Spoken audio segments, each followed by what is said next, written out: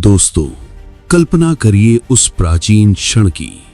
समुद्र मंथन का समय, हलाहल विष उबल रहा है, सारे ब्रह्मांड को निगलने को तैयार। महादेव शिव ने उस विष को पी लिया सृष्टि बचाने के लिए, लेकिन विष इतना प्रचंड था कि उनका शरीर ठंडा पड़ने लगा। नीला कंठ, आंखें बंद, सांस रुकती हुई, मौत का साया छा गया। यमराज भी पास पहुंच चुका था। तभी आकाश फट गया। एक नीली देवी, बाल बिखरे, मुंड माला पहने, खड्ग और कमल लिए गर्जना करती हुई उतरी। उनकी आंखों में आग थी, लेकिन हृदय में मां की करुणा।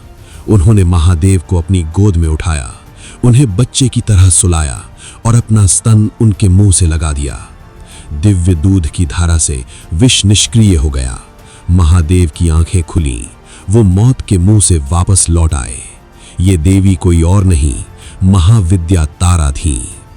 क्या आपने कभी सोचा कि शक्ति की ये 10 महाविद्याएं नवरात्र की 9 दुर्गाओं से अलग क्यों हैं? क्यों इन्हें सबसे शक्तिशाली, सबसे भयावह और सबसे गुप्त माना जाता है? आज हम खोलेंगे उन ग्रंथों के पन्ने, देवी भागवत पुराण, तोड़ल तंत्र और तांत्रिक रहस्यों के, जहां छिपे हैं अंधेरे प्रेम, धोखे, शाप और निषिद्ध कर्म। ये कहानी है सृष्टि के संतुलन की, लेकिन उसकी कीमत चुकाने वाली शक्ति की।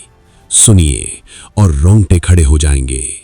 हजारों साल पहले सतयुग में, जब दक्ष प्रजापति का राजसी दरबार चमक रहा था, दक्ष ब्रह्मा के पुत्र, अभिमानी और घमंडी, उनकी बेटी सती, आदिशक्ति का अवतार, ने महादेव शिव से विवाह किया, पिता की मर्जी के खिलाफ।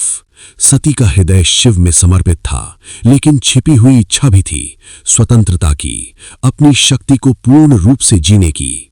शिव योगी और संहारक थे, सती को अपनी अर्धांगिनी मानते थे, लेकिन उनके पास भी एक अंधेरा पक्ष था, अतीत के कुछ गुप्त संबंध, जहां वे तंत्र की राह पर चले थे और सती को कभी-कभी ईर्ष्या होती। दक्ष शिव से नफरत करते थे। ये भस्मी लगाने वाला योगी मेरे कुल का अपमान है, वे दरबार में कहते। राजनीतिक साजिश रची गई।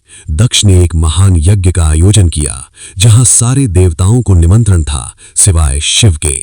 सती को नारद मुनि से पता चला, उनका हृदय टूट गया। स्वामी, मैं पिता के यज्ञ में जाऊंगी, बेटी को निमंत्रण की जरूरत नहीं, उन्होंने शिव से कहा। शिव ने मना किया, सती, ये यज्ञ अपशकुन है, दक्ष मुझे अपमानित करना चाहते हैं। लेकिन सती का क्रोध जाग उठा, उनकी आंखें लाल हो गईं। अगर आप रोकेंगे तो मैं अपनी सारी शक्ति दिखाऊंगी। ये था वो पल जब शक्ति का अंधेरा रूप जागा। सती ने अपने शरीर से 10 दिशाओं में 10 भयंकर रूप धारण किए। देवी भागवत पुराण और तोड़ल तंत्र में लिखा है, यहीं से जन्म हुई 10 महाविद्याएं। हर रूप एक रहस्य, हर रूप एक शाप और एक वरदान। पहली काली, काल का रूप, काले शरीर, लाल जीभ, मुंड माला, खून से सनी, वो समय को भी निगल लेती। दूसरी तारा, नीली, करुणामयी लेकिन उग्र, जो मौत को भी हरा देती। तीसरी त्रिपुर सुंदरी, सौंदर्य की माया लेकिन 3 लोकों को बांधने वाली। चौथी भुवनेश्वरी, जगत की रानी, ब्रह्मांड को अपनी छाती में समेटे। पांचवीं भैरवी, भय की देवी, चमचमाती खड्ग लिए।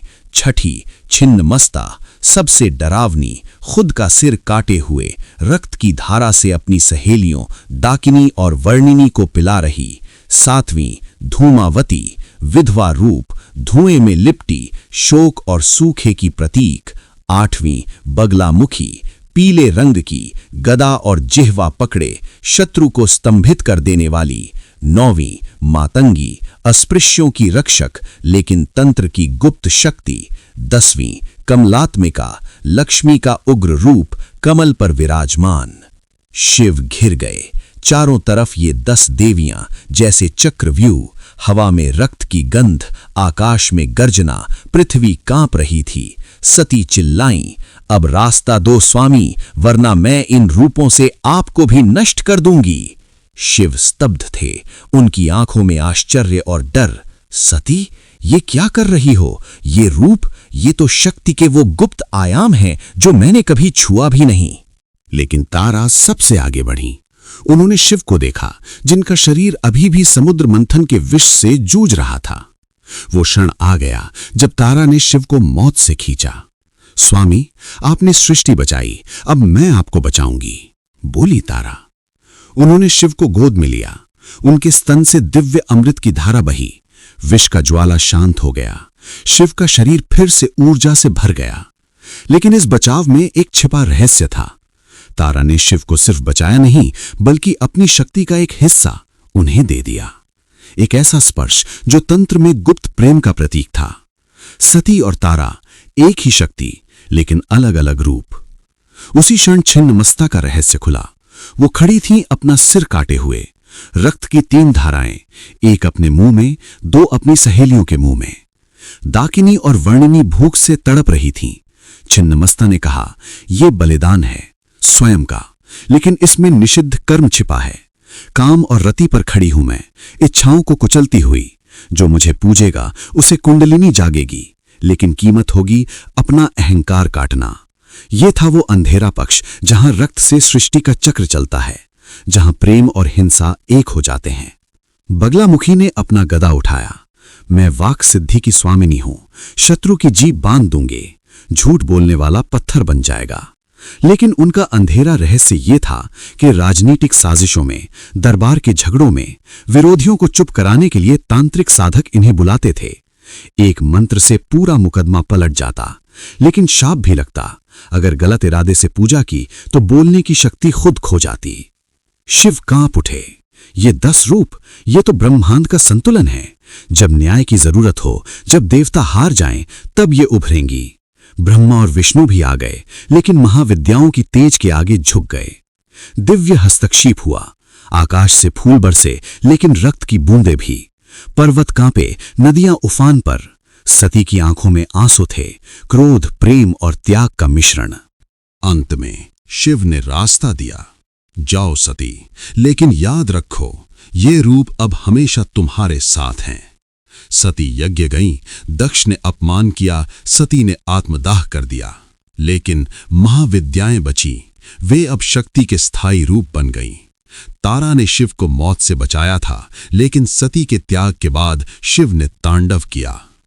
दोस्तों, ये कहानी सिर्फ बचाव की नहीं, ये है नैतिक सबक की। शक्ति को कभी कम मत आंकना, उसके उग्र रूप को सम्मान दो।